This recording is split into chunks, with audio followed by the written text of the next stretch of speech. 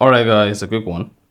Here, I'll detail how to post real collaboration on Instagram. So if at the end of this you find this offer informative, please don't forget to like and then subscribe. If you want to invite other Instagram users to collaborate with you or your Instagram reel, all you need to do is go ahead and open the Instagram application. Click on the plus button. Now select reel.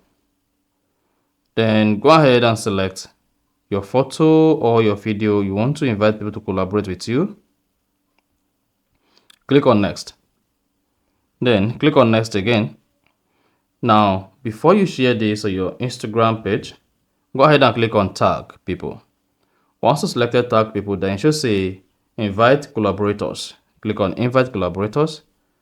Now go ahead and search for the name of the collaborator you want to invite. After that, select it. Then again, search for all the collaborators you have in mind. You can search using their name or using their Instagram handle. After that, click on done. Now it shows the number of people you tag to the post. Then go ahead and click on share. Once you hit the share button, after adding the caption, location, audio, and your customization, then the post will be posted on Instagram and invite the collaborators.